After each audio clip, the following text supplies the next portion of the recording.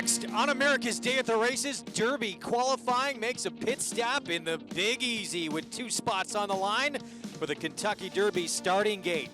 After wins in last year's Preakness and Belmont Stakes, can Enforceable complete trainer Mark Cassie's career Triple Crown trophy shelf in the Risen Star? He'll have to hold off Uno Dor. In that second division, the Breeders' Cup Juvenile runner-up has proven he's not to be taken lightly. Is today his day to collect his first graded stakes triumph? It's a double dose of the Risen Star from New Orleans. Welcome to America's Day at the Races on Fox Sports 2. It's brought to you by America's Best Racing. For the love of the race, visit americasbestracing.net today. Hello everyone, I'm Greg Wolf. Great to be with you on this Saturday evening here on the East Coast. We welcome in the Fairgrounds for the very first time on the show, and they offer us for the first time this prep season 50 points to the winner of each of these 2 split divisions of this prep race, the Risen Star, which means that's automatically into the starting gate for the Derby. So by the end of this show, we will have 1/10 of our Kentucky Derby starting gate all set as we look at the road to the Derby, not just the Risen Star coming up today. We also have from Northern California up in the Bay Area, the El Camino Real Derby with 10 points going to the winner. Joining me here on set, New York Racing Association handicapper Andy Serling, former champion jockey the MIG, Richard Migliori, and guys at the Fairgrounds. We have the split divisions of the Risen Star, and they're making some changes to their prep races this season. Yeah, they have. They've increased the distance of races. Risen Star has been 1 1/16 in the past, 1 1/8 today. Louisiana Derby, the big one, 1 1/8 in the past. The unusual distance, the Preakness distance, Richie, 1 3/16. Well, they got last year's Preakness winner out of Louisiana. Last year, War of Will, right? So he won the 1 3/16 Preakness. I think it's because you got to go back to 1996 to have the last Louisiana Derby winner, Grindstone, to win the Kentucky Derby, and maybe they're trying to shake things up. I don't know that maybe for some of these horses, it might be a little much too soon. We'll see. Well, Mark Cassie, as you mentioned, he won both the Lecomte and Risen Star last year with War of Will. He'll try and pull that off again with Enforceable, but Enforceable, Andy, nothing like War of Will. He was physically imposing. He had a lot of speed. Enforceable is a closer, not quite as much heft to him. No, he's a much different kind of horse, but he is a talented runner, and he seems to be improving with leaps and bounds. This was far and away his best race, but Richie got that clean trip. While the runner-up in this race, Silver Slate, he had traffic trouble in the stretch, and he fought through traffic you like to see. And I got to tell you, Monomoy Girl's brother, he ran okay down on the inside because he was very close to a pace that fell apart. And he also had to work his way through traffic. Now, with the long stretch at Fairgrounds, one of the longest stretches in North America, it favors a horse that can make that long looping run that the winner did last time. I'm with you. I like Silver State. I think he's the horse that the 1 1/8 helps as well. Top 3 finishers from the Lecomte, including your winner, Enforceable, back to face each other. And it's kind of interesting. It was just a random draw for these split divisions. They all wound up in this first division. Top 3 finishers from that race, and also the 5th and 6th place finisher from that race. In the second division, while that first division probably a little bit deeper, we have the big horse who may be maybe the most talented of anybody running today, and that is Uno Dor, who is a Breeders' Cup Juvenile runner-up. Trainer Blaine Wright, Andy, making some changes with him today to try and get him over the top. Yeah, he's making the blinker change, and Richie, I'll let you expand on that. He's also making a change in competition. This is not necessarily as tough a field as he's faced in the past. Yeah, he looks like he lays over this field a bit. But the thing that impressed me about this horse, as talented as he's shown he is, he looks to me like a horse that wants to run with company. They are herd animals. Sometimes they get up alongside somebody. He hasn't shown me that killer instinct you want to see. I think the blinkers make him kind of break through and want to run past horses instead of with horses. And, of course, Joel Rosario, arguably the strongest rider in the game right now. And Joel has an innate ability, especially with closers, to seemingly time it perfectly. He's not somebody that waits too long. He makes his move at the perfect moment, and that may suit a horse like Uno Dor perfectly. He'll be making his 3-year-old debut this afternoon. The son of Medallador looking to go next after this. Back to Southern California, April 4th to the Santa Anita Derby. Take a look at our race schedule. It's brought to you by America's Best Racing. For the love of the race, visit americasbestracing.net. Today we're going to be at Fairgrounds, Oaklawn Park, Golden Gate, and Santa Anita. We have Michelle Yu in Southern California, Nancy Holthus in Hot Springs, Arkansas. As you take a look at the track conditions, they are brought to you by Naira Bets, and great conditions all across the country. We want to remind everyone as well, you can play all the races we show you by playing and getting signed up with Naira Bets. New members can earn up to $200 with a new member deposit match. Enter the promo code BIG A to take advantage. Bet twice your original deposit. 30 days, receive your initial deposit back. Bet any track, anywhere, anytime.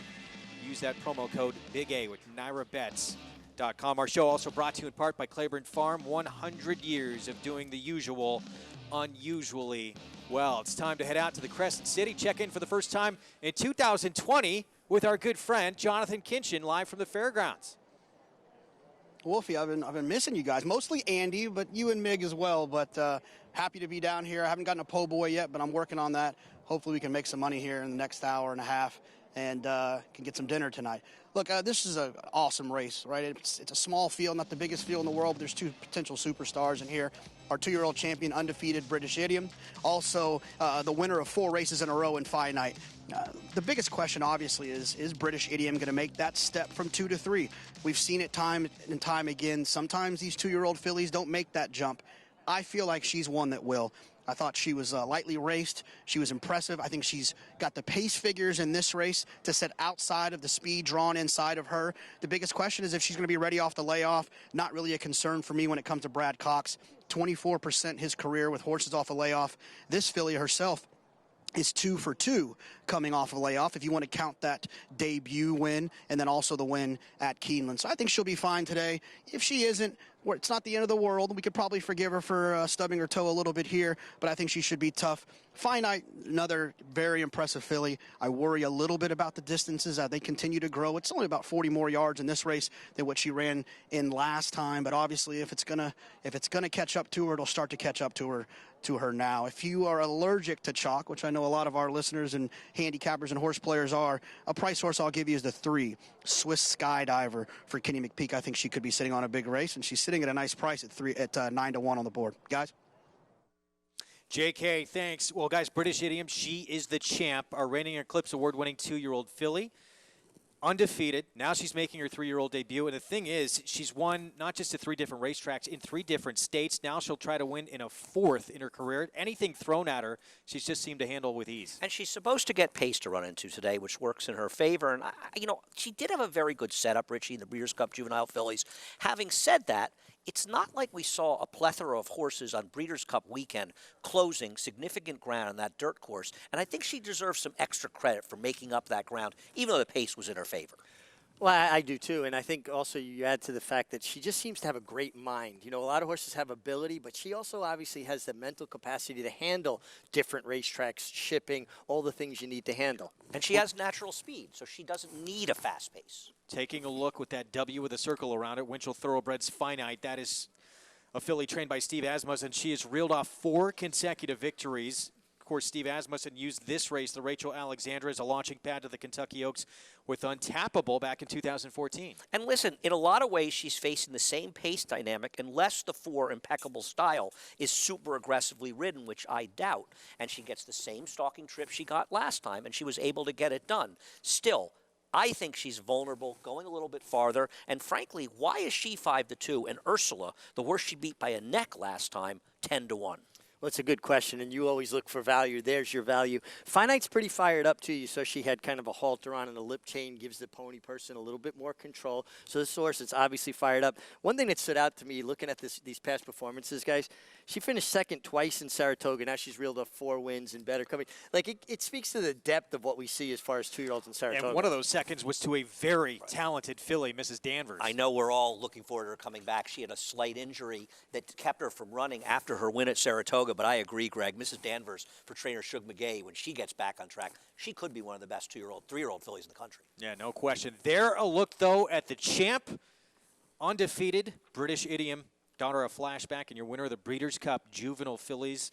Perfect 3 for 3. She's a 2-time Grade 1 winner.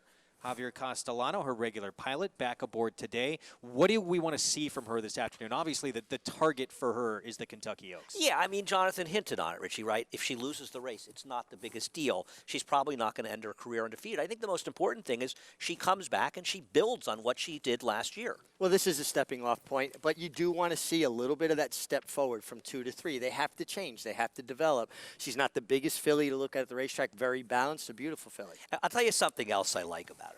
She doesn't have a flashy pedigree. She sold for $40,000 at the yearling sales, and she's the kind of horse you can look at and think, I could have a horse like this. She didn't cost $1 zillion.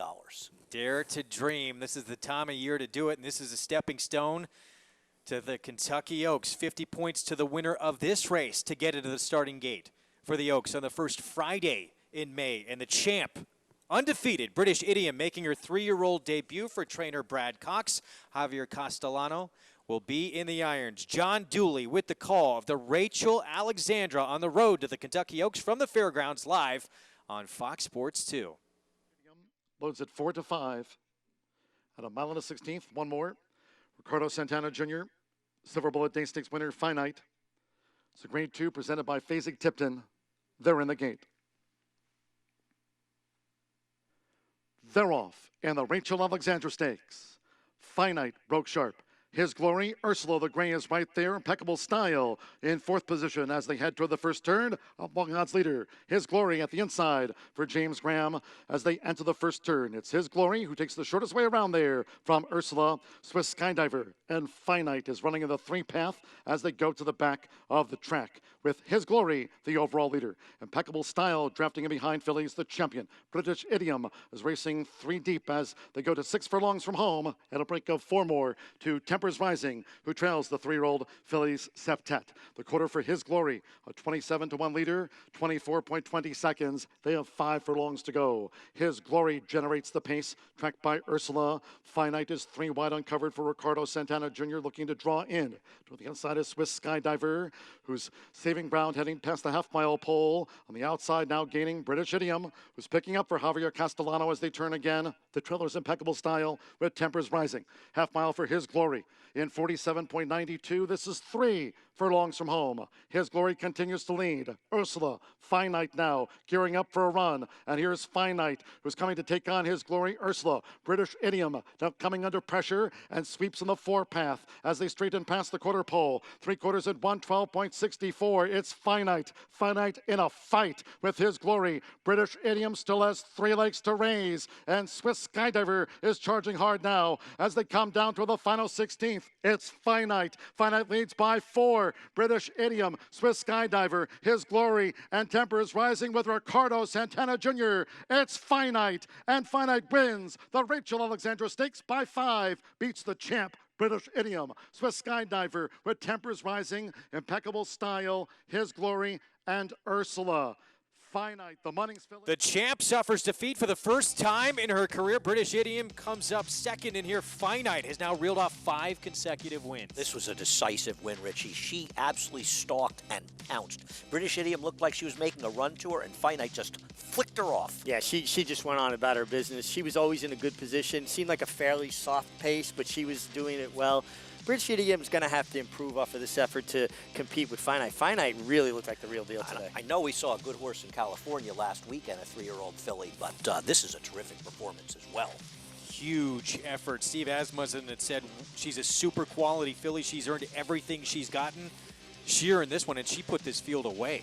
No, this was a decisive win, and you can say she had the trip, but just because you get a good trip doesn't mean you can't be impressive in victory, and this was impressive. Well, she created her own trip. I mean, she put herself in position. She finished the deal. It's interesting. She's by Munnings, doesn't scream long, but she's out of a Tappet mare.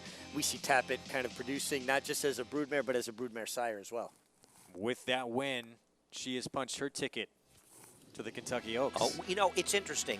It wasn't a super strong division last year, but we've seen the last few weeks. We saw a couple 2 weeks ago. We saw last weekend at Santa Anita, and now Finite. This division is firming up a great deal. We head to Hot Springs, Arkansas, to Oaklawn Park. 6 furlong sprint coming up in the $125,000 Dixie Belle for 3-year-old fillies, and especially from the rail. The one for Mark Cassey is taking all the money at 3 to 5. Well, she was devastatingly good last time. The question is, did she explode on a wet track? Well, she ran well in her debut, Richie. I don't think it was a wet track fluke last time, but can she work out the kind of trip she had last time from her rail post today? Well, the rail post, but she gets David Cohen, who we know is very aggressive. I expect her to take it to them. She's the best horse. Don't get fancy. Let her run. Well, she won her debut as well, sprinting on a fast track. That was at Keeneland. The one bad effort came trying to stretch out. Vic Stauffer with a Dixie Belle from Oaklawn Park. At the post. They're off. Good start. Sassy Seneca and Miss Firecracker break well. Ringleader is close in third. Wasabi Girl away fourth, and the trailer is especially up the backstretch with Miss Firecracker the leader. Miss Firecracker a half length in front of a reserved Sassy Seneca in second. Ringleader is guided to the three path by Joe Talamo, and she's a tugging third and two from the front, so that leaves the rail open for Specially, who moves into fourth now and 2.5 off the lead. Wasabi Girl is the trailer. That's the 5 of them as they leave the backstretch in the 42nd. Dixie Belle, Miss Firecracker, and Sassy Seneca. Sassy Seneca puts her head in front. Ringleader is now going after her stablemate, and here comes Ringleader 3 deep. Specially is still fourth and about 4 from the front. Wasabi Girl is next. Sassy Seneca and Ringleader. The Mac Robertson trainees are 1-2, and Ringleader has taken over the front. It is Ringleader now a length in front of Sassy Seneca. Specially has 3 lengths to make up and just a 16th to do it as Ringleader comes to the wire. Specially is cutting into that margin now. Ringleader reaches. Specially catching. Gonna be close. Ringleader, Specially, Ringleader, and Specially, and Ringleader wins. The 42nd Dixie Belle goes to Ringleader over Specially. Wasabi Girl, Sassy Seneca, and Miss Firecracker. Ringleader hangs on, and now she is 3 for 3 in her career for McLean Robinson. Well, she ran big here, but I thought the story was Specially didn't break particularly well. And that step she took, Andy, coming off the turn when she was switching to her right lead, she wasn't really balanced. I thought she lost something there and really didn't get to running until she was out of the kickback. But if we can get a look at eventually, again, back at that step she took, turning for home when she changed her leads. Yeah, it was both things. It's a little bit earlier than this, but also the start cost her the race. But let's take nothing away from Ringleader, who's now undefeated, Greg, at 3 for 3. Indeed, she is Donna Painter, trained by McLean Robertson. Now Gratz Racing Stables holds off that late charge from the odds-on favorite Specially and gets the win to remain perfect. We're going to take a break in the action. When we return, it's a rematch between the top 2 finishers in the LeComp Stakes. One forcible storm from the back of the pack to get up for the win. Silver State at a compromised beginning. Will round 2 be a different story? The Risen Star rematch is next.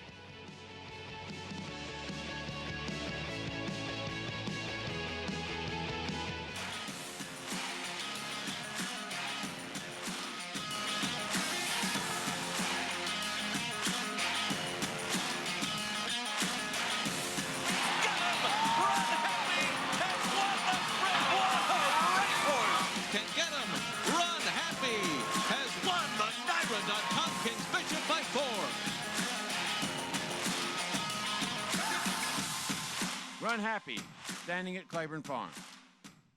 No sport in the world brings the wins home like racing. It's one-of-a-kind, high-speed, high-stakes action, and Naira Bets takes you there. Place your bets and watch the races live from anywhere.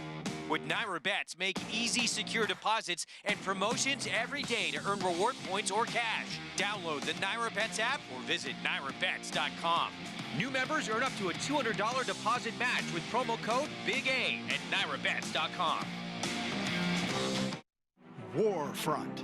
This son of Danzig ranks among the world's elite sires, with Grade 1 winners on dirt and turf, and star performers both at home and abroad. Warfront's success as an international super sire is unmatched. Recent Grade 1 winners include Omaha Beach and Preakness Stakes hero War of Will. In the auction ring, Warfront was the #1 sire by highest average at Keeneland September, with yearlings commanding prices up to $2.9 million. Warfront, standing at Claiborne Farm. Back on America's Day at the races on Fox Sports 2, and that man smiles a lot because he wins a lot, especially when Ricardo Santana Jr. is paired up with Steve Asmussen. Absolutely, and it's interesting. These are the same connections that brought us Gun Runner a few years ago, and they seem to have some nice horses, and you're right. Steve is coming off a tremendous year. If not for Chad Brown, he would have won the Eclipse last year. Tremendous year, and Ricardo Santana, good, strong, aggressive rider, has made inroads into the Saratoga jockey colony. Not an easy thing to do, but it's a good spot to be in, being the go-to rider for Steve Asmussen. Now, where do you think Finite fits into this 3-year-old filly picture right now? Well, you know, it's hard to know. I think this is a big step forward for her. I mean, she's run very well in her prior races, but this is her best race, and she seems to be improving. And one thing is Steve Asmussen, he is terrific with these routers, getting them to be better and improving over time. And getting horses to find their form and keep their form over a long period of time. I don't know if she's as good as Venetian Harbor we saw win last week's La Virgenis, but at this point, this puts her I don't want to say she's the best or second best. I'd say she's in the top 5, wouldn't you, of the horses we've seen, the No question. 3-year-old fillies? Yes. And that may be underestimated. And to your point, yeah, she has gotten better and better as time has gone on. This is her 5th consecutive victory. And she has done enough already to get into that starting gate for the Kentucky Oaks. You brought up another one that Steve Asmussen developed quite nicely, Gun Runner. He won this race in the past, back in 2016. Yeah, and you think about how much he improved from 3 to 4. So Finite, the best is yet to come. No question. Split divisions of the Risen Star, 50 points to the winner, which will get them into the starting gate for the Kentucky Derby. Mile and an eighth, as we talked about at the top of the show, for the very first time this year, and it is enforceable for trainer Mark Casse. Won this race last year with War of Will.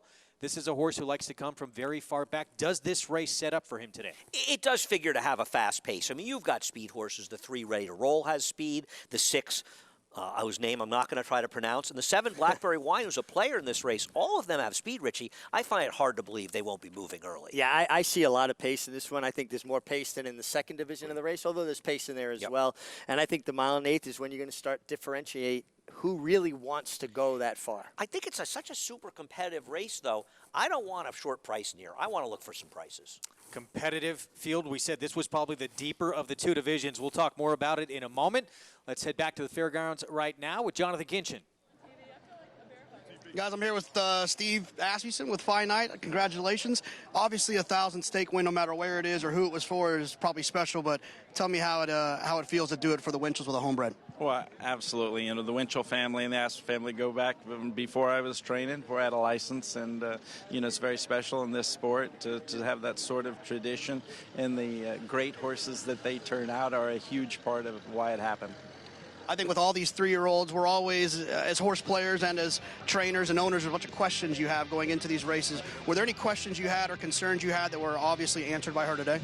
Well, I think that it's a situation where, as you mentioned in our questions all the time, is you have to run better the next time than your previous time, this time of year with the 3-year-olds, the Colts and the fillies as well. And I think today she ran better than she did in the Silver Bullet Day. We're obviously extremely pleased with the results, knowing we got to get better for the Fairgrounds Oaks and the Kentucky Oaks.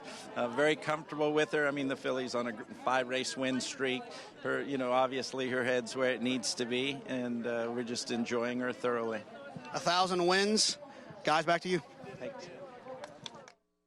JK, thanks. Yeah, prep season, Steve said it best. It's all about what have you done for me lately, and she keeps answering the call race after race. Our race of the week, America's Best Racing Race of the Week. Up next, we're going to have this race twice for you. Split divisions of the Grade 2 Risen Star for the first time this year at a mile and an eighth and a purse of $400,000. It was back in 1988 that Risen Star, the son of Secretariat, became the first offspring of Secretariat to win a Triple Crown race, and $1 million bonus. Had his owner, Ron Lamarck, wanted to sing in the winner's circle. No, New York, he's here to win the race, just like his grand old dad, who scored by 31 lengths, hand in hand, top of the heap.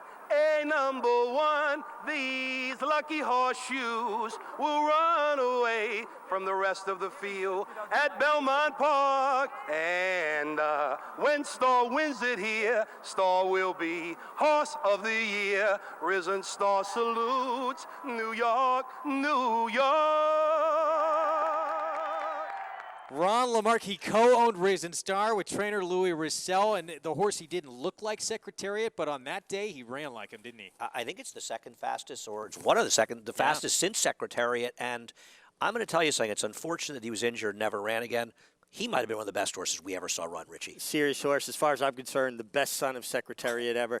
And I happened to be at the track. I was injured, but I watched him work. He blew out for the race with an old rider named Jimmy Nichols, 33 and change, like 2 days before the race, and he looked his ankle swelled up. And he still ran at the Belmont the way he did. Incredible. Ronnie Lamarck can sing too. That was tremendous. And if Risen Star hadn't been unlucky in the Derby, he would have won the Triple Crown. Won by 14 3/4 lengths in the Belmont Stakes that year. Our show brought to you in part, of course, by champion sprinter Run Happy, now standing in legendary stall number 1 at Claiborne Farm for $25,000. Never lost his entire career while sprinting, and he did it all while racing medication-free. Back at Oaklawn Park in Hot Springs, Arkansas, ring leader Undefeated now in 3 career starts for McLean Robertson, daughter of Payne, her perfect 3 for 3, returns $10 for the victory. 2-1-3 finish in the 9th from Oaklawn. We're going to take a break in the action. Still ahead, Bob Baffert once again loaded with Derby prospects.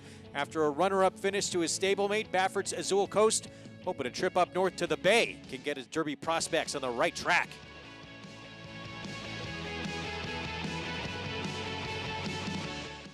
Go from Railbird to Winner Circle.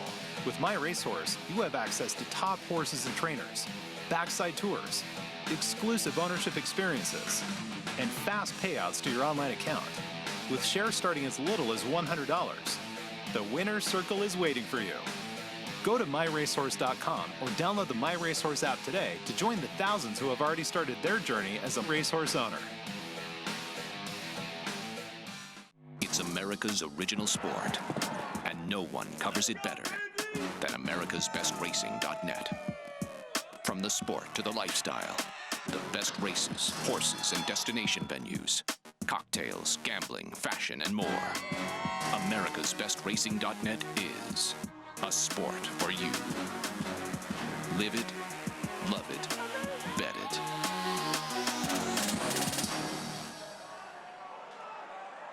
Smiling Tigers Championship sire performance continues. Each of his first 3 crops has produced a Horse of the Year, including California Horse of the Year Spiced Perfection and 2019 champion 2-year-old male El Tigre Terrible. 14 6-figure earners, including 7 with single-season earnings surpassing $100,000 in 2019. California's #1 second crop sire in 2018 and now #1 third crop sire of 2019. Smiling Tiger, standing at Harris Farms. Visit SmilingTigerStallion.com for more information. It pays to be Cal-bred.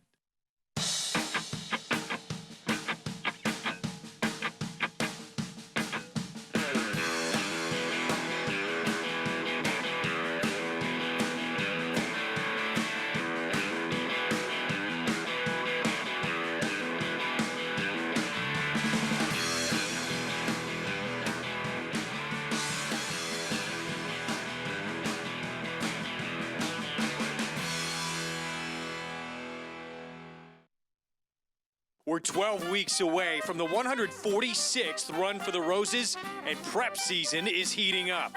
Today, the road to the Derby runs through New Orleans with split divisions of the Risen Star from the fairgrounds.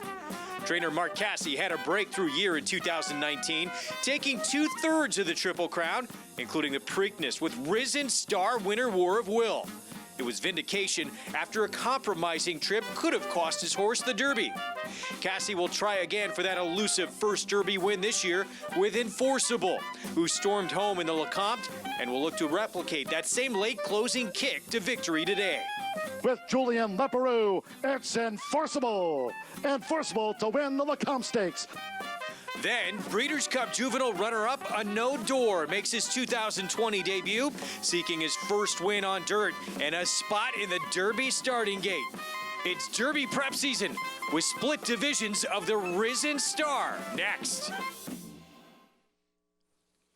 Back on America's Day at the Races here on Fox Sports 2 and our America's Best Racing Race of the Week, split divisions of the Grade 2 Risen Star at 1 mile and 1/8 this year. And there is Enforceable for trainer Mark Casse.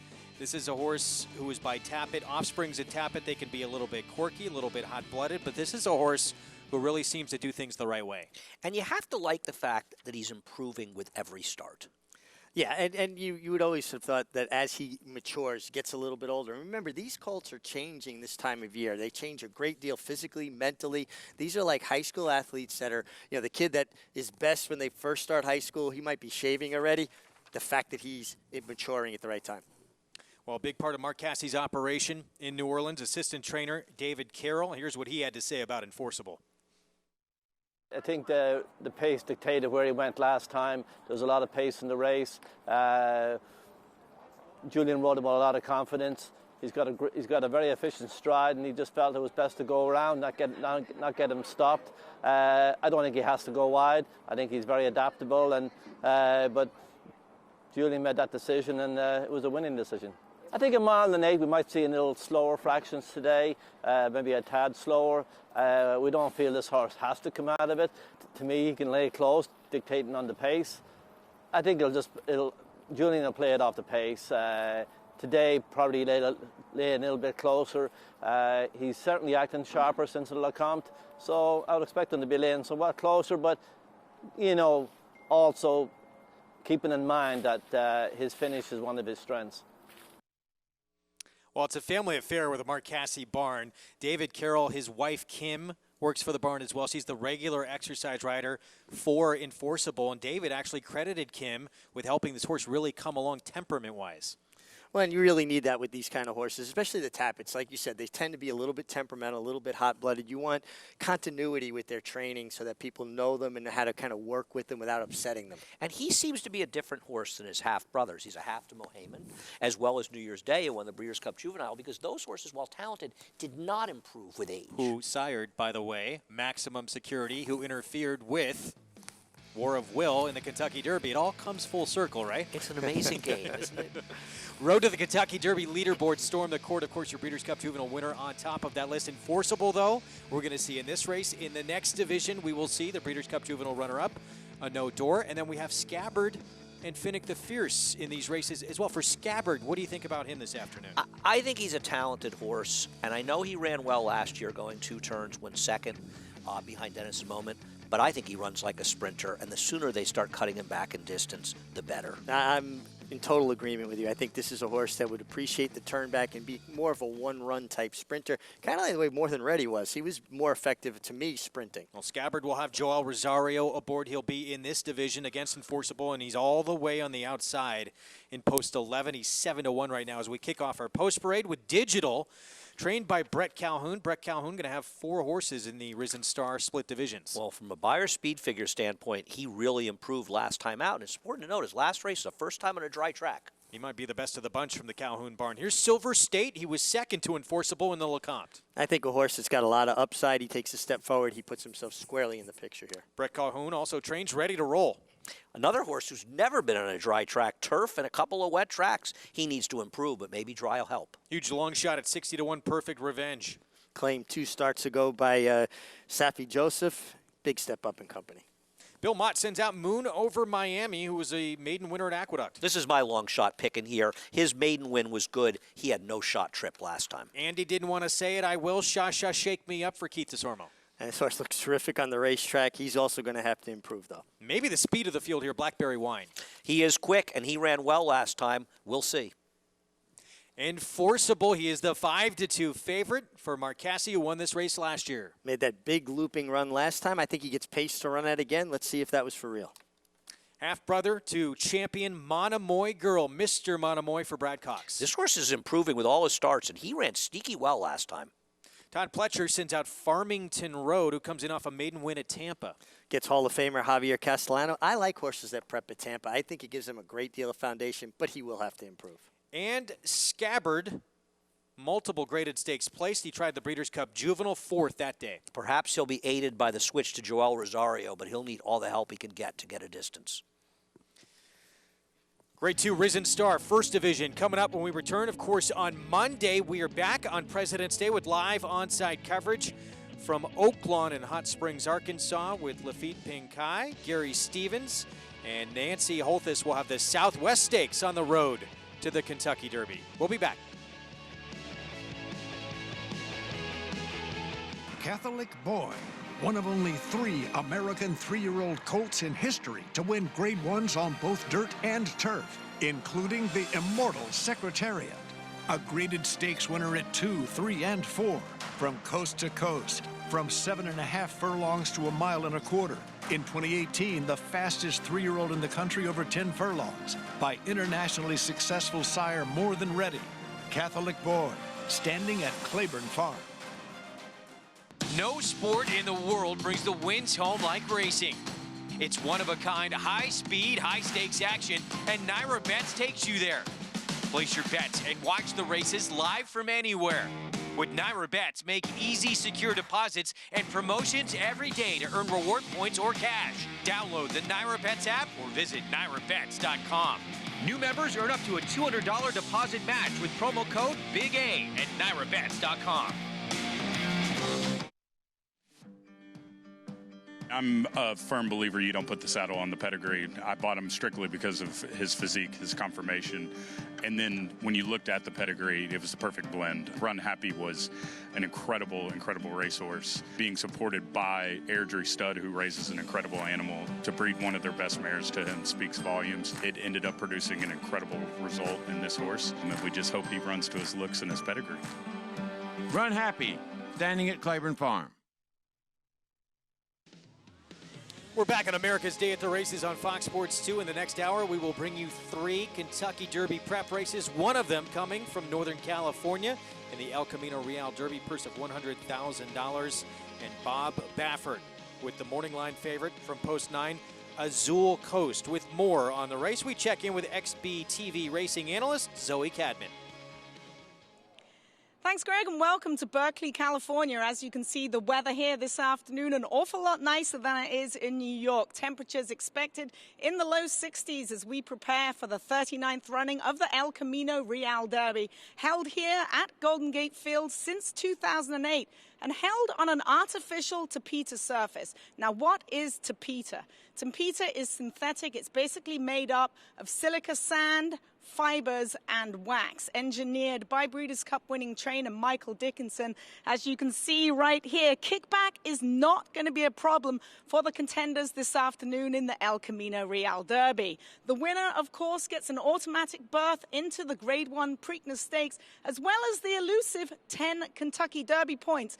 10 Derby points doesn't seem like a lot this time of the year, but you wait till the first Saturday in May, my friend. Any trainer or owner will give their eye teeth for 10 or even 5 Kentucky Derby points. And that's, my friend Greg, is why we're here at Golden Gate Fields. Zoe, thank you. No question. Get those points where you can. And for Bob Baffert with Azul Coast, chased a stablemate last time out. Very highly regarded and undefeated Authentic. No match for that horse. Now going to try a new surface for the first time. And he's a horse, the winner of this race will get an automatic berth to Preakness. Azul Coast has looked to me like, Richie, of a horse they'll be talking about at some point as a Belmont horse. Okay. Son of Super Saver. We'll have that one coming up. We're back at the fairgrounds, as you can see, coming up on post time as we go live to Jonathan Kinchin. Fellas, this race is all about pace to me. Enforceable, the big favorite on the board, got a big setup last, not a huge setup, but he got a setup. The pace was, I think, at least moderate to quick, and so because of that, I'm going to fade him in this spot. He's going to be short on the board. I'm going to take the horses that were a little bit closer to the pace in there. I thought Shusha Shake Me Up, which is one of the funnest names to say. I don't know why Andy was scared of it. He was a little bit closer to the pace last time, so I think that he's won at a huge price, 46-1 on the board, that you could use underneath in tries and supers. Another horse that I thought was pretty close, a horse that I think has a better shot of winning this race, is the 9, Mr. Monomoy, obviously well-bred, a half to Monomoy girl. He attended the pace that day. He's drawn outside, could end up getting a really good trip. But my top choice in here is the 10, Farmington Road. We mentioned Zoe Cadman and our friends at XBTV. I watched the workout 2 back with Farmington Road and Governor Morris. Governor Morris was, you know, meant to be one of Todd's best 3-year-olds, Todd Pletcher's best 3-year-olds. And this horse might have outworked him. I like the outside draw for Farmington Road, the Tampa deep service prep that Richie mentioned a little bit earlier, gets Javier Castellano. My top pick's going to be Farmington Road, but I'm going to spread all over the place if you're playing a late double, something like that. I even liked Andy's pick of Moon over Miami. He looks a little bit like Country House on paper if you stare long enough, guys. Jonathan, thanks. So he's going with Farmington Road. He brought up Governor Morris for Pletcher, said this horse might have outworked him. The Gouv nearly set a track record the other day in a comeback allowance win. Yeah, an 88 buyer and getting his victory yesterday, and he did look good, especially for his first start. He did look good. And again, we talk about these horses changing, developing, maturing. Todd has them all at Palm Beach Downs or you know, in South Florida, almost like a private training center, so he really gets to kind of test them against each other. But he's got Farmington Road is 9-1. He was beaten by 5 lengths 2 starts ago by the horse that I like, Moon Over Miami, who's a crazy 18-1. It doesn't make sense to me. And Moon Over Miami got a typical prep in his debut for trainer Bill Mott, and then he exploded. And he was one of the few horses that ran a very strong race, effectively closing on that Cigar Mile card December 7th.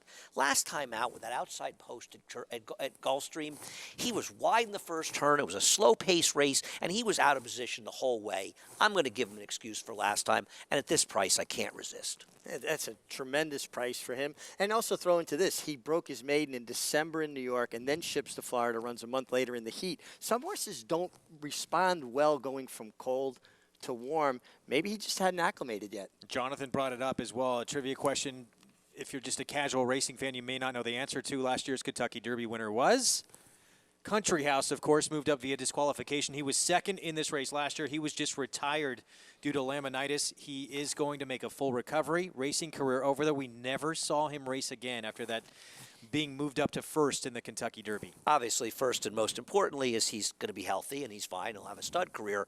But it is a shame because it was such an inconclusive result with the Derby. And Maximum Security obviously went on to show he probably was the best. We knew he was the best horse, but he had the best 3-year-old year after that. But still, I wish Country House had gotten a chance to run again. It would have been nice to see him kind of prove that it just wasn't a fluke as good as he ran that particular day. The last horse to win the Kentucky Derby to never start again was Grindstone in 1996, a Louisiana Derby winner. Who broke his maiden first time out on my birthday. You must have had him. Because you remember that. 5-horse field, and it was when we first started uncoupling horses. Wayne Lucas trained him. Wayne had a 4-5 shot, and Grindstone was 4-1, and Grindstone circled the field and won by 5. You got to tell us your birthday now. June 11th. Oh, we haven't missed it. Same day as Risen Star won the Belmont Stakes. Okay. The rematch is coming up in here, and right now, guys, it is Silver State, who was second behind Enforceable in the Lecomte, who is favored. He'll break from post 2 for Winchell Thoroughbreds. Steve Asmussen, Ricardo Santana Jr. 50 points to the winner here in the first division of the Grade 2 Risen Star. John Dooley with the call here on Fox Sports 2 on the road to the Kentucky Derby. And one more Joel Rosario with Scabbard as the track lights power up here at the fairgrounds. It's a Grade 2 presented by Lamarck Ford Lincoln. They're in the gate. And they're off in the first division of the Risen Star Stakes. Perfect Revenge stumbled at the start. Mr. Monomoy broke sharp along with Blackberry Wine, and Ready to Roll is right there front rank as Mr. Monomoy takes the top for Florent Giroux. Toward the inside of long odds, Ready to Roll, and Blackberry Wine is right up there near the speed. Shaw Shake Me Up running in 4th. Digital is 5th toward the rail as Mr. Monomoy leads them to the back of the track. Silver State is next, and behind horses for Ricardo Santana Jr. Scabbard is posted wide in the 4 path with just over 6 furlongs to go. Perfect Revenge and the yellow blinkers with the rail. Outside that, Moon Over Miami. Then comes Farmington Road, and with Julian Leperoux, the Lecomte winner. Enforceable racing a joint last after the 9 furlong start. The 24.22 seconds. Mr. Monomoy, the pace is his. Mr. Monomoy leads 3/4 length to Blackberry Wine. Digital is right there biding his time in 3rd. 3/4 length to Ready to Roll in 4th. Silver State is 7 from the leaders. Joined out wide by Shaw Shake Me Up with inside a half mile to go. Enforceable is 9 from the front and behind horses. Scabbard is wide. Perfect Revenge. Farmington Road. Moon Over Miami is being driven to gain after a half mile in 48.57 seconds. They turn again, 3 furlongs to go. And Blackberry Wine makes a move on Mr. Monomoy.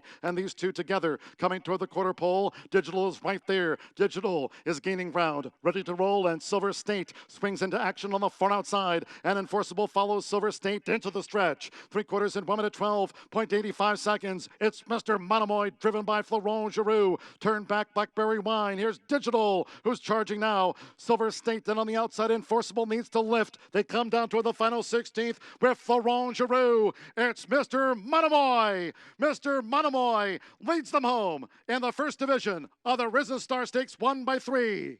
Enforceable gained 2nd. Silver State was 3rd. Farmington Road, Digital next across from Scabbard. And then Blackberry Wine from Moon Over Miami. Ready to Roll, Perfect Revenge, and Shaw Shake Me Up trailed in. The little brother to a champion trying to write his own history. Mr. Monomoy with a win here.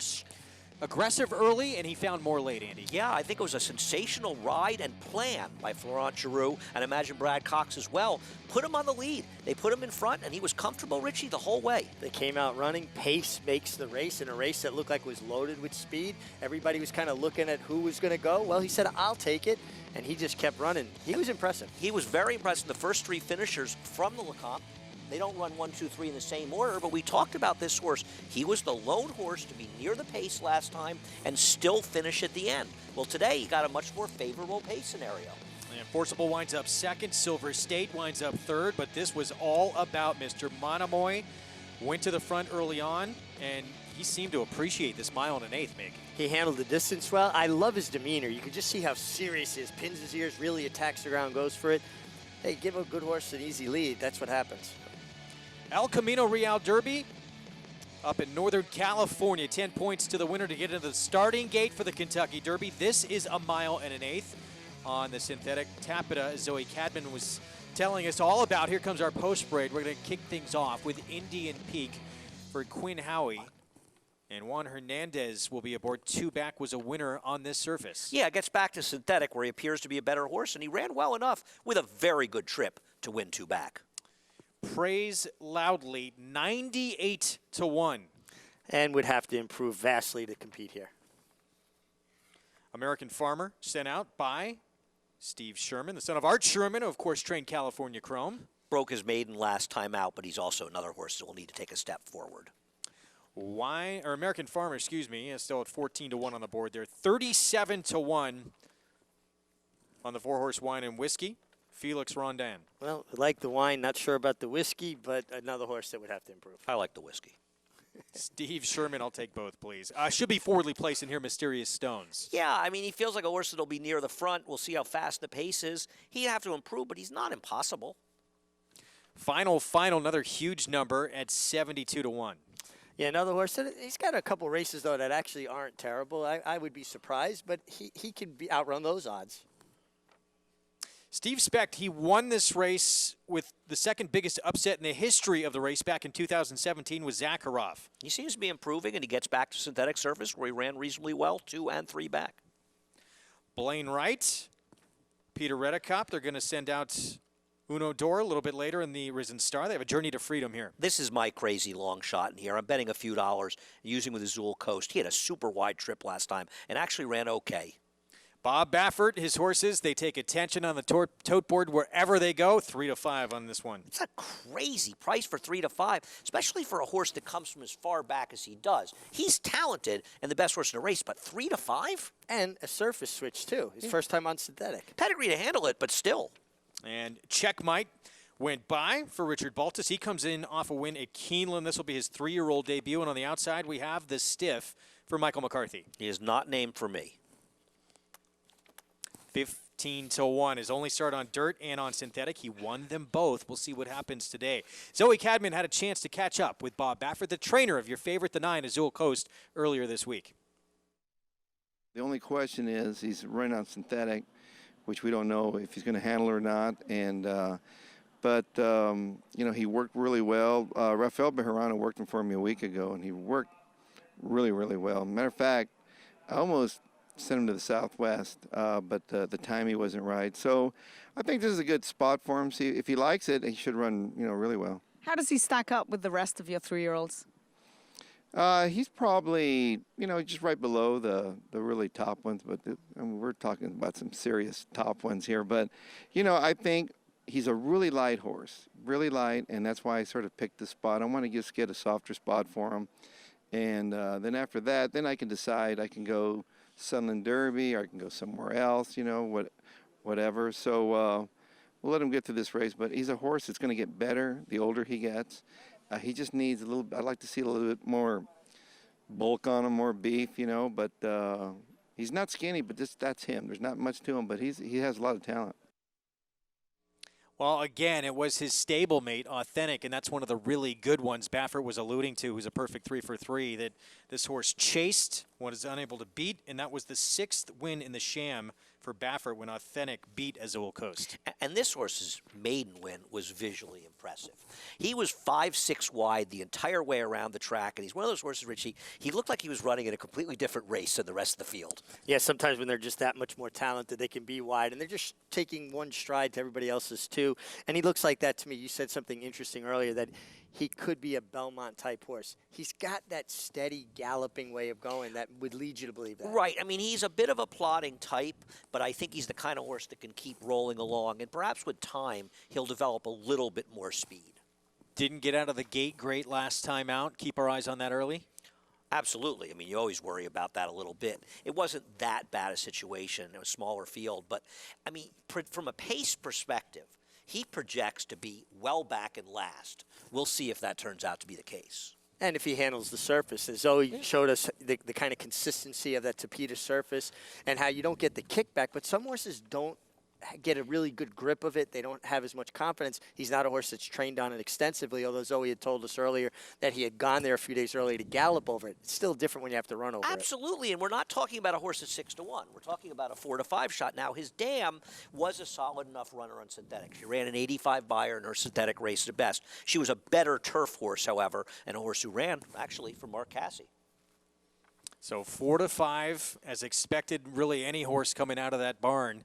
You go up to Northern California, you're going to see a short price with Bob Baffert, and that is the case here. I thought next door with the 10, Checkmate, a young, improving horse coming off a maiden win and doing so at Keeneland, freshened since that time and now makes his 3-year-old debut, was interesting. Now, he's another one trying synthetic for the first time, and there is some turf in the family, and this horse is a half of the talented sprinter, Switzerland.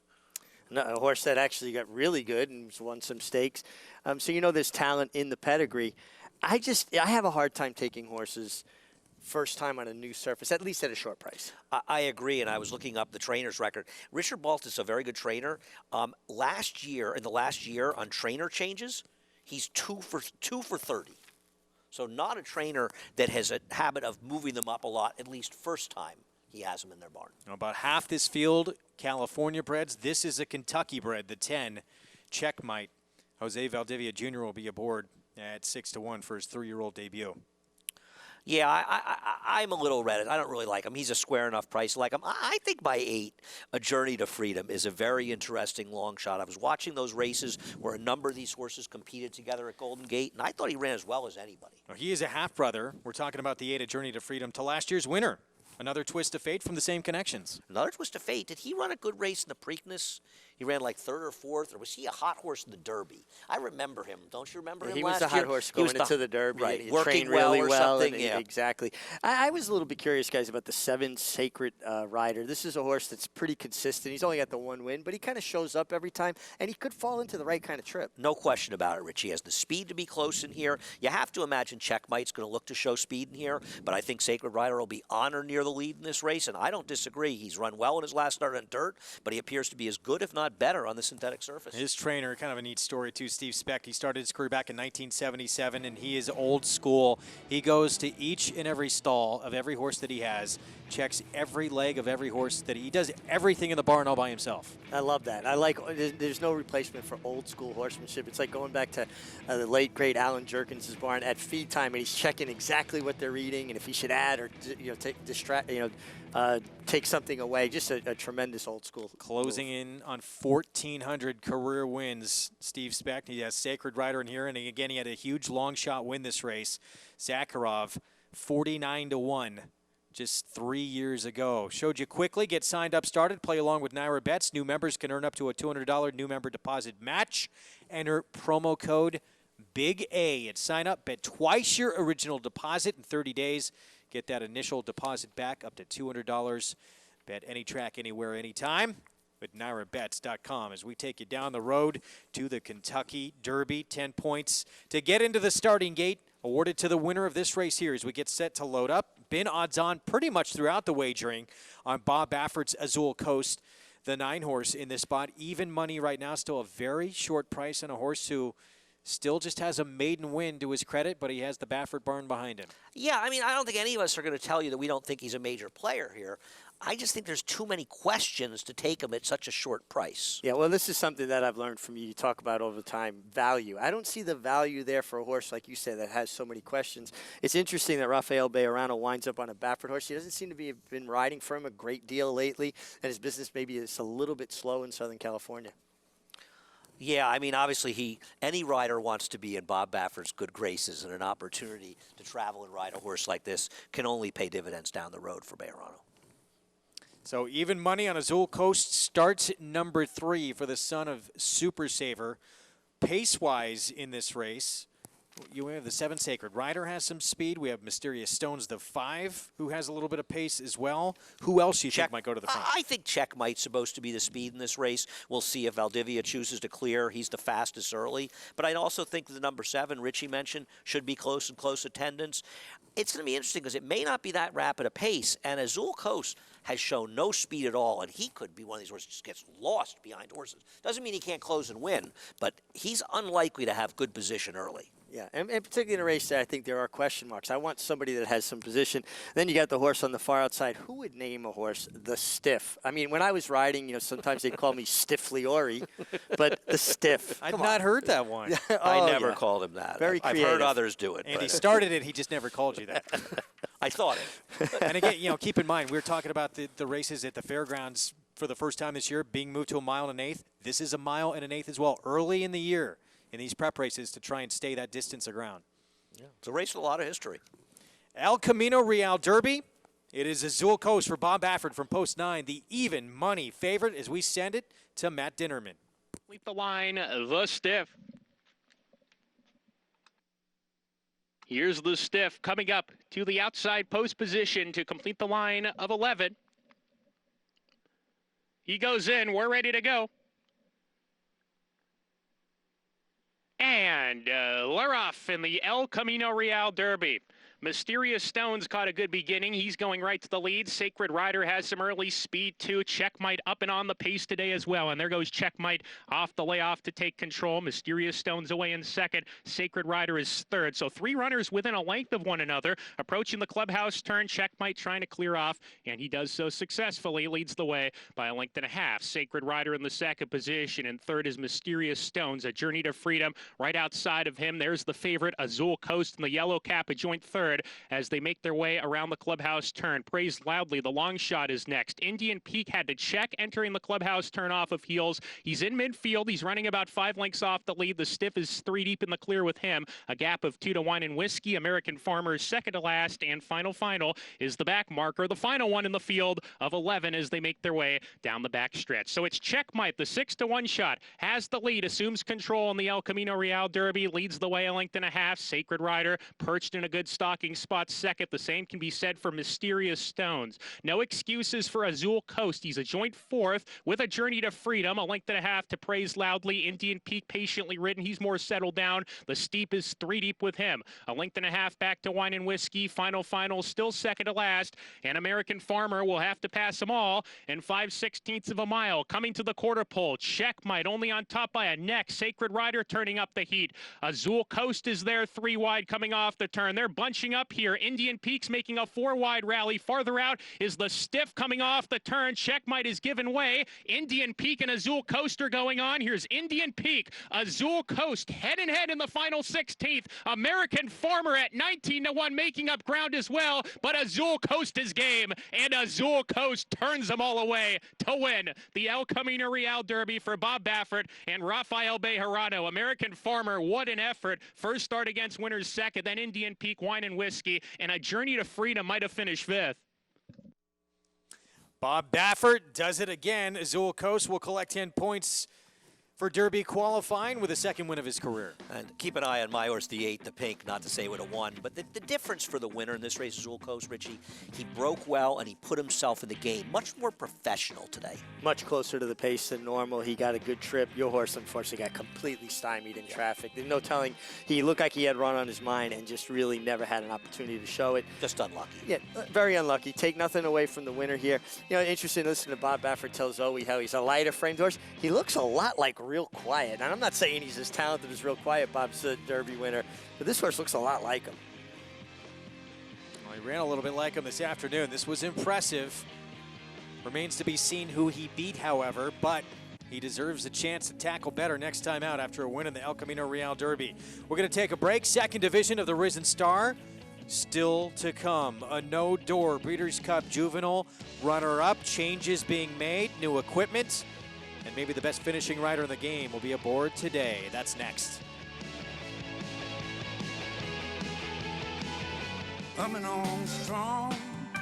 Minute to stardom. On top, coming down to the final 16th. Opening up a 2-length lead. Feel my love for you. Wild About Star, shining big here in Berry 1. Oh, why did I wrong? Testing, 1, 2. The Star Guitar filly leads Champagne Diva close to home. It's testing, 1, 2. Feel my love for you. Coming on strong.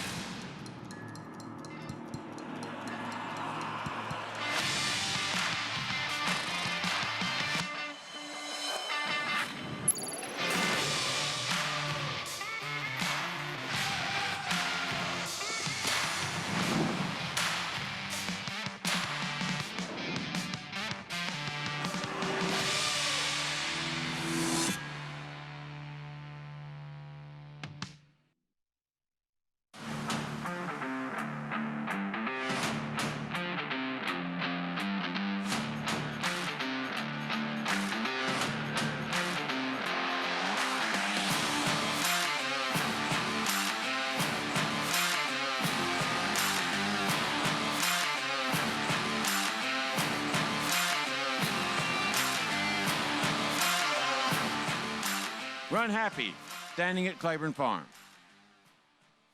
Racetrack Television Network brings you every race, from every track, on every screen, every day. With monthly packages starting as low as $5, RTN gives you great value and access to more live HD streaming and race replays than anyone. Visit RTN.tv today to sign up and watch on almost any device, including Roku and Amazon Fire. Use promo code TRYRTN for a 5-day free trial.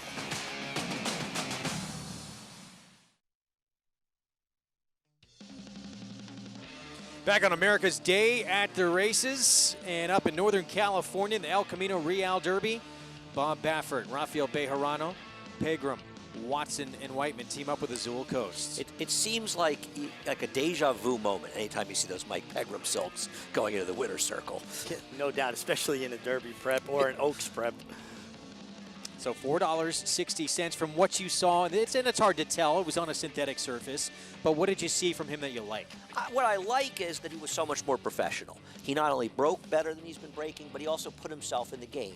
Whether or not he's good enough, I don't think Bob Baffert's thinking he's a Derby winner, but you never know. It's very early, and he seems to be improving. Well, he's improving at the right time, and they do change a lot. It'll be interesting to see what he does next. I'm not convinced that this was the strongest field that we've seen, but he did get it done. Yep. Meanwhile, back at the fairgrounds, we have the second division of the Risen Star still to come. In that first division, it was Mr. Monomoy. Let's go to Jonathan Kinchin.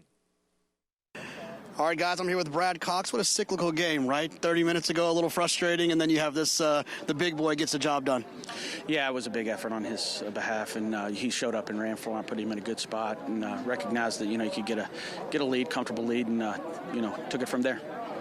Now, Mr. Monomoy obviously was pretty close to the pace last time in the Lecomte. Was the only one that kind of stayed on. Was it the plan to put him on the front end today? I wanted to be close. I personally, at a mile and eighth, I think as a rule, I feel like you got to be close. If it's a comfortable pace, obviously, pace makes a race. But I felt like looking at it on paper, he would be forwardly placed. I didn't know if he'd be on the lead, but I thought we drew better today. Last time we were down on the inside and kind of got bottled up. Like you said, he was one of the few that stayed on, but he was a little more free running today as opposed to last time. He kind of had to hold him in behind a horse, maybe took a little out of his punch, I think, last time. You obviously got a lot of good horses in your barn. I got to imagine this is a big pressure reliever with the name and the connections and being a half to Monomoy girl. Does this one feel just a little bit better? Well, this horse has come a long way since we got him last summer. I mean, we picked him up, and he was kind of a backwards horse for sure, to say the least. And he's he showed us. He keeps getting better, and I think that's what good horses do. The more you do with them, the better they get, and he seemed to be moving forward, and, very proud of his effort, and I think, as long as he continued to move forward, he could be a factor in the Derby. Well, congratulations. We look forward to seeing him again. JK, thanks. Yeah, as Brad Cox said, he's getting better, but he's getting bigger, and he's getting stronger, and it looked like he had a lot left in the tank past the wire in that mile and an eighth test that he passed with flying colors. Second division, of course, coming up, and it is a no-door runner-up in the Breeders' Cup Juvenile. 4-5 on the board. Rider change to Joel Rosario. We shift gears, head to Southern California for the Grade 2 Santa Monica. 7 furlongs for fillies and mares 4 and up. And Not to Love, 6-5 on the morning line for trainer John Sheriffs. Very quirky filly who's missing her left eye, and she suffers from bouts of severe anxiety, which we saw in the paddock before the La Brea. I thought she was the beneficiary of a great trip and ride by Mike Smith with a wicked pace. I am shocked she's a heavy favorite over Mother, who I think is a more likely winner. And frankly, Richie, La Ninja at current odds of 6-1 feels like an overlay. Yeah, it feels like an overlay there for sure. I spoke with Mike Smith earlier today about all of the quirks with Hard Not to Love. And because she has that one eye, she doesn't have the peripheral vision that a horse, a flight animal, feels more comfortable with. He said the interesting thing is she doesn't break that good, and he leaves her alone because he wants her to get comfortable. She actually possesses a great deal of speed. He said if she happened to break good and put herself in the game, he's not going to take anything in the way that comes easy. He also said he tries to avoid a lot of kickback because she only has that one good eye, even though horses do have a second eyelid that almost acts like a windshield wiper to keep the dirt out of their eyes. There she is, the 4 in the background. I mean, in the La Brea, it was amazing, but she was warming up. She stopped next to the inner rail for about 3 minutes. She just completely refused. Then finally, Mike Smith was patient. She wound up winning a Grade 1. It's the Grade 2 Santa Monica. Here's Frank Miramati with the call. The gate.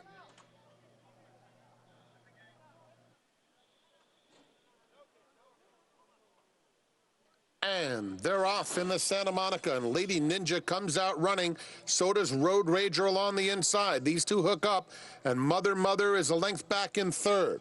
Then it's Zusha and Hard Not to Love. Only 3 lengths covers the field as they get to the main track. Road Rager at the rail, Lady Ninja. Lady Ninja puts her nostrils in front. Mother is next. Zusha, 1 from the rail.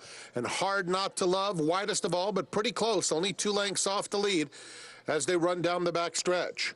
Road Rager, Lady Ninja continue to share the front spot with Zusha in between them. Mother is only a length off the lead, but she's going to go 4 wide into the far turn. And Hard Not to Love at the back. Road Rager the first to surrender around the far turn. It's Lady Ninja who goes on with it. Mother, Hard Not to Love on the outside. 3 across the track coming to the quarter pole. Zusha is in fourth, then Road Rager. Mother takes the lead, immediately confronted by Hard Not to Love, and Lady Ninja's in for a fight too at the rail. There's a furlong left to go, and it's Hard Not to Love under very confident handling, just cruising on by. And what a classy filly this one is. Hard Not to Love will absolutely dominate the Santa Monica as she wins by 4 easy lengths. Mother second, then Zusha and Lady Ninja. Hard Not to Love. She is quirky. She has anxiety. She did not break well, but she is becoming one of the top sprinters in the country. Yeah, I mean, you don't want to have those habits as the racing gets tougher, but this was a very impressive performance. She doesn't break. They didn't appear to be moving that fast in the front end, and she just galloped. Yeah, she just inhaled these horses, and I was super impressed with this effort. For a filly that's quirky, does have some issues. She's in the right hands with John Sheriff's, and great win for Mercedes Sable and West Point Thoroughbreds. Boy, she was impressive. No, she had nothing go her own way here, and she was way the best horse. Didn't need anything to go away with that kind of performance. What an effort from Hard Not to Love, beating some accomplished runners in that group. Yeah, they knew it with ease. They knew what they were doing, or making her a short price. Back to the fairgrounds in the Big Easy, second division of the Grade 2. Risen Star at 1 1/8, and there's Modernist for Bill Mott. Well, if I was a homer, I'd be rooting for this one, who broke her maiden just a few weeks ago, actually here at Aqueduct. But boy, he's going to have to improve. Another Brett Calhoun runner, and this is Mr. Big News. Started out sprinting, comes off a win, start number 4. Yeah, he's going to have to get faster as well, though he did win his coming back to a fast track. Huge long shot fame to Famous went by, and here's Liam's Lucky Charm. I mean, he ran fast last time. I think he's going to be a factor towards the front end. Steve Asmussen sends out Accession, son of Union Rags. A horse that's been consistent, but feels like he'd have to move forward a great deal to be competitive here. Major Fetty just broke his maiden on this track for Greg Foley. Another horse who ran well last time stretching out, but he too would have to get a little faster. Breeders' Cup Juvenile runner-up. Here he is, a no-door, making his 3-year-old debut. Best horse in the race, gets a terrific rider, and gets the blinkers on. I think we're going to see a breakthrough performance. Lynn's Map, Mark Cassidy, of course, won this race last year. Corey Lannery aboard. Chase Goldstreet around the track last time out, and he faded in the stretch. He needs to step forward. Maybe he'll appreciate getting back to a dry track. Finnick the Fierce, he has taken the blinkers off. The only time he had them off prior, he won first time out. And he came from way back last time with a lot of pace in front of him. Close. Did the blinkers get him further back? 5-1 on Mailman Money, Brett Calhoun. I know it was not the turf race last time, but that was a real step forward for him. Nice effort. And New York Traffic 13-1 on the outside, Javier Castellano. Well, he shouldn't encounter that kind of traffic from that post position, but runs the risk of being very wide. Extreme outside post. Second division of the Risen Star coming up. We're going to head back to Northern California. Check in with Zoe Cadman standing by with the winning owners of Azul Coast. Azul Coast takes down the El Camino Real Derby here with Paul Watson, Mike Pegram. Mike, you've been in this position with Bob Baffert before. How much confidence did you have coming up here? Hey, we're with the man, so when he ships him, he's ready. Any doubts watching this horse go down the backside? He was wide the whole way. No, I mean, Raphael knew what he had, and when he pushed the button, he responded. So we're just happy to be here and happy to be in this winner's circle.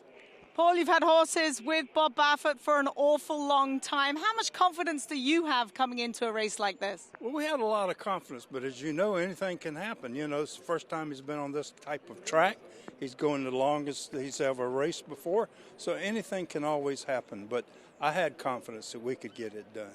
It's a win and you're in for the Preakness, but you now have 14 Kentucky Derby points. Where do we go now? To the beer stand. To the beer stand, you heard it here. Mum's the word. Azul Coast takes down the El Camino Real Derby, guys.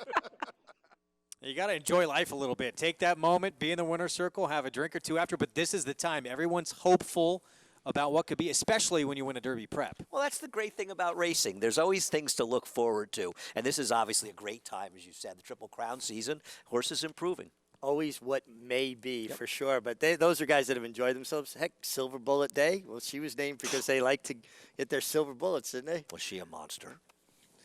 Back to the fairgrounds, and, wow, odds on right now on a no-door, 4-5, making his 3-year-old debut. I'm curious who Jonathan thinks going to be in front. Will New York Traffic clear, or is the 5-horse Liam's Lucky Charm going to put some pressure early? Andy, I agree. I actually think that it's going to be the 12 New York Traffic drawn outside. Sometimes those outside draws force the hand of the rider. They don't want to get stuck 3 or 4 wide, so they go ahead and put him in the race early. We saw it 20 minutes ago with Mr. Monomoy. Get him into the race, try to get over, save a little bit of ground. None of these guys want to be 4 or 5 wide going into the first turn. New York Traffic is one that I thought was sitting on a big race. Safi Joseph jumped on the scene last year with his first Grade 1 win with Math Wizard. He's 34%, winning at 34% in 2020. So I think he could be a little bit dangerous in this spot. He's actually my top pick here. This horse faced Independence Hall, who surprised me last week at Tampa Bay with his effort. Faced him back at Parks before he switched to the Safi Joseph barn. And then also, I'm not sure the rail is exactly where you wanted to be at Gulfstream last time. And New York Traffic spent a ton of time down there. I'm no Maggie Wolfendale, so I can only listen to what other people tell me about how these horses look. And I heard from a bunch of people who I respect that a no door is a man amongst boys, and I respect that opinion. Obviously, the layoff is a little bit of a concern, but the work tab, 6 furlongs, 7 furlongs, 6 furlongs. So obviously they're aware of it. They're trying to make sure this horse is fit. He might just be better than them. If he runs his figures that he ran as a 2-year-old, the rest of these horses are running for second. But I'm going to take the bigger price on the outside with New York Traffic. Hopefully he can get over, clear, and save some ground. Guys? Jonathan, thanks. And, you know, we mentioned he's from the same connections of A Journey to Freedom, who was just beat by Azul Coast up in Northern California, and that's where a no-door's been training leading up to this race. I think a no-door, as Jonathan was alluding to, is a man among boys in here. You know, we don't need to explain to people why we like 4 to 5 shots, but I simply think it's a case of a horse who's just better than his competition. I agree. I think he's better than what's in this field, and he's getting the makeover, some changes that could actually make him take even a bigger step forward. To me, that's the interesting part of this race. Is that going to propel him to where you think he's one of the leaders of this division? So they make this big jockey switch, and we've talked about it. Joel Rosario is one of the best finishing riders, if not the best in the game. But you're Joel. You look at him right now on a no-door, the 8 there. What is his job? What do you have to do now, Mig, if you're riding this horse for the first time? Well, to me, I just want to get in the first turn in good shape. I want to come out forward. I don't want to give myself too much to do on the best horse and run the risk of running into traffic, and then getting in a good rhythm. So that means putting him in a position where he is allowed to use his stride, not where I've got to find gaps and make holes. You don't have to take edges when you're on the best horse. And I don't think, you know, we've talked about Joel as this great finishing rider, but this horse who could easily be sitting second or third early in this race, depends how aggressive they are with the number 5, Liam's Lucky Charm. If they're aggressive with him, New York Traffic has trouble clearing. Joel could find himself sitting 3rd or 4th behind those horses. This horse is not slow. I really believe, and I hate to disagree with Jonathan, whose opinion I respect immensely, the 5, Liam's Lucky Charm's coming out of a very fast race, sprinting at Tampa, a racetrack that tends to give a horse a lot of foundation. I think this horse is the horse that's going to be on the lead. Well, you know, talking about it, because Jonathan and I both look at the pace projector from the Timeform US, and they have the number 12, fast pace. They say I'm going fast. They have the 12 New York Traffic clearing. But I agree with Richie, because Liam's Lucky Charm showed a lot more speed last time than he'd ever shown before, and he was successful doing it. So I don't know why they'd stretch him out and take away what worked for him last time. So I agree. I have to think he's forward. Now, maybe the 12 outruns him, but not unless he's going very quickly. Mark Casse had enforceable in the last race. He has Lynn's map from post 9 in this race. He felt the Smarty Jones on that muddy track at Oaklawn was a complete throwout. He said it was a sticky track. He never looked comfortable over it, and he's looked great coming out of it. I I don't know. I just didn't think he was good enough last time. I think he's going to have to improve. From Post 8, Breeders' Cup Juvenile runner-up. A no-door looking for his first graded stakes victory with the blinkers on and the addition of Joel Rosario. Put him over the top. We have a horse break through the gate here, and that is Liam's Lucky Charm. Hopefully he will not get too far away as we see the outrider in chase to try and run him down. Well, you hope that he doesn't run off and they're able to apprehend him, bring him back to the gate. And now we have a domino effect. Okay, yeah, and that's usually what happens. When one horse goes, it kind of sets everybody else off around him. As a rider, I always hated that because you feel like your horse is puffed up. He's ready to go. And when they let out all that energy, it's like the air coming out of the balloon. And that's why you see horses win that break through the gate, but not as often as you would. Right. I think it's not, people will talk about it and say, oh, they can never win. Remember in Saratoga a few summers ago, didn't we see like 3 horses in a row break through the gate and end up winning? But I agree with Richie. It's not something you want to have happen. But it's not necessarily a write-off that you can't win the race by any stretch. And also, I don't think anybody's considering him a major win factor, but he can be a major pace factor in this race, and I don't think it'll affect him as far as showing speed. And it looks like he did not get that far away. No, and I think the fact that he broke through the gates, showing how aggressive he is in the mental frame that he's in. Good point. Last to load, New York Traffic, more speed to the outside. John Dooley, the Grade 2 Risen Star. Here we go. Close out the card with a Grade 2 presented by Lamarck Ford Lincoln. Here's New York Traffic. 11-1 for a New Orleans win. Even money on New Door.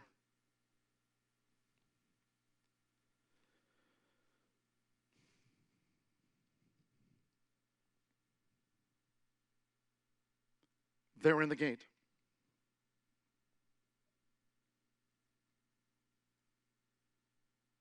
Ready. And they're off in the second division on the Risen Star Stakes. Liam's Lucky Charm broke sharp. Speed 2 from Modernist near to the inside as they charge toward the first turn. And there's New York Traffic, who's up and after the lead for Javier Castellano, just faster than Liam's Lucky Charm a bit rank. And Modernist comes up the rail to engage New York Traffic as they round the first turn. Liam's Lucky Charm is only a length off the duel in front. On the outside is A New Door, the favorite, running in 4th position as they go to the back of the track. Major Fed in the red is against the rail. There comes Mailman Money, Mr. Big News, followed by Fame to Famous Between Horses. Finnick the Fierce is 3 wide with inside 6 furlongs to go. Then comes Succession, and Lynn's Map has dropped back to last. The first 2 of 9 furlongs in 24.38 seconds with 5 furlongs to go. Heading toward the half-mile pole when New York Traffic is just ahead of Modernist with the rail. Liam's Lucky Charm is a close third. Then saving ground is Mailman Money. Major Fed is close as they go toward the far turn. On the outside, in the clear for Joel Rosario, A New Door, who's running some 7 from the speed. The half mile in 48.57 seconds as they turn again with 3 furlongs to go. Then Mr. Big News being driven to gain with Finnick the Fierce. Accession followed toward the inside by Lynn's Map. The one who tailed off was Fame to Famous. 3/4 in 1 minute 12.62 seconds. They swing for the quarter pole. And it's New York Traffic with Modernist toward the inside. Charging now is Mailman Money with Major Fed. They come down to the final furlong. It's Modernist who's holding on to a short lead from Between Horses. New York Traffic on the outside, Mailman Money, and Major Fed is storming home. It's Modernist toward the inside for Junior Alvarado. Major Fed closing, New York Traffic gamely, and then Mailman Money. It's Modernist and Junior Rivera and Junior Alvarado at 12-1. Modernist has won it from Major Fed, who is second on the wire, along with New York Traffic in the second division of the Risen Star Stakes. Modernist coming in off a maiden score on an off-track at Aqueduct for Bill Mott with a victory, son of Uncle Mo. And let's credit Junior Alvarado, who went down there to ride him, because he was aggressive going in the first turn, and he forced Modernist in there, and I really think that made the difference, Richie. Held his ground, used that inside post to his advantage. Interesting, Jonathan was right, certainly right about the 12 New York Traffic, showing that good speed and hanging in there well for third. Modernist, 2 for 2 now at the 1 1/8 distance. Only horse in the race that won at that distance. It is important to note, I think this race went significantly slower than the other division. That was a closer finish, but Modernist improved for Bill Mott. And the big story, A New Door was just flat, did not have it today. He was empty. You said it right away to me. He was scrubbing away Joel, but he ran so badly, I think something went wrong. Wait and see if we're going to see him down the line. That was too bad to be true. from a no door, but Modernist, he has booked his ticket to the Kentucky Derby for the first Saturday in May with his performance. Quick break, we'll be back with more on America's Day at the Races. Smiling Tigers Championship Sire performance continues. Each of his first 3 crops has produced a Horse of the Year, including California Horse of the Year Spiced Perfection and 2019 champion 2-year-old male El Tigre Terrible. 14 six-figure earners, including 7 with single-season earnings surpassing $100,000 in 2019. California's #1 second crop sire in 2018 and now #1 third crop sire of 2019. Smiling Tiger, standing at Harris Farms. Visit SmilingTigerStallion.com for more information. It pays to be Cal-bred. It's America's original sport, and no one covers it better than America'sBestRacing.net. From the sport to the lifestyle, the best races, horses, and destination venues, cocktails, gambling, fashion, and more. America's Best Racing is a sport for you. Live it, love it, bet it.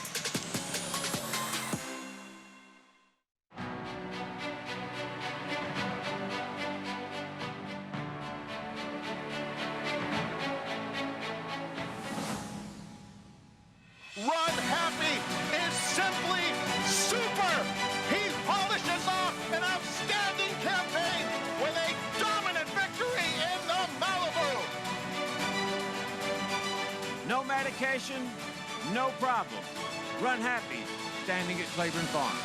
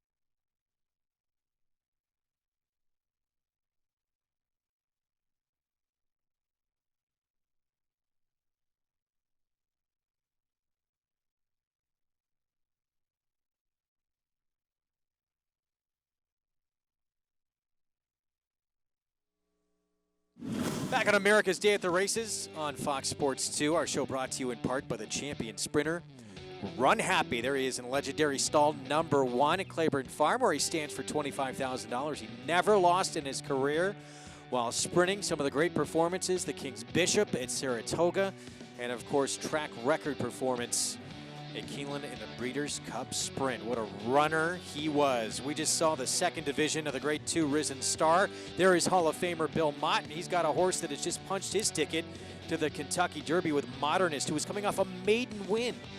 Just 3 weeks ago, just 21 days ago, this horse broke his maiden here at Aqueduct, and people like to knock our racing in the winter, and I understand we have better racing at other times of the year, but this horse comes out of the winter meet at Aqueduct, and right away, as you say, he's in the Derby. Well, we just talked about earlier in the show as well, his horse who got elevated to a Derby win last year, Country House, retired. He is healthy, but he'll be retired, not going to race again. And now, all of a sudden, he has another contender for the Derby. He's back in the picture, and I'm sure he'd like to get it without having any help from the stewards this time. No, but I still don't think he minds. I don't think so either. I also like seeing Junior get the win because I feel like Junior Alvarado is a very, very talented rider, and people just don't know his name that well. He hasn't had a lot of big race wins, but I think he's one of the better riders in the country. Yeah, unfortunately, he gets a little bit lost in the depth of the colony here, but this ride typifies why he's so successful. He read the play perfectly. He held his ground, his position in the first turn, and he's a very strong finisher. And when Zayas didn't want to go to lead with Liam's Lucky Charm, Junior said, okay, he doesn't want to. I'm going to take the spot he could have had. So quickly, things can change on the Derby Trail. Remember, back in 2016, Justify had still not even started yet at this point. A lot can happen on the road to the Derby. Azul Coast wins for Bob Baffert up in Northern California. In the first division of the Risen Star, Mr. Monomoy, the half-brother to a champion Monomoy girl. gate to wire for the win with Florent Giroux. And now Bill Mott back in the Derby picture with Modernist. We'll see you on Monday on President's Day as we continue down to the road to the Derby with the Southwest. We'll see you at 4 Eastern. Eclipse champion Blame. Ranked among the top stallions of his crop, Blame has sired over 50 stakes horses. His recent top performers include Kentucky Derby hopefuls Shotsky, winner of the Grade 2 Remsen Stakes, and rising star Nadal, a $700,000 juvenile purchase and winner of the Grade 2 San Vicente. Plus recent Grade 1 performers Mississippi, Alexandra, and Natalma Stakes winner Abscond.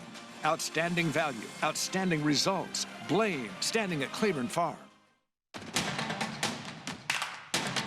And they're off. Second in the two-path. Ground bumper inside. Race.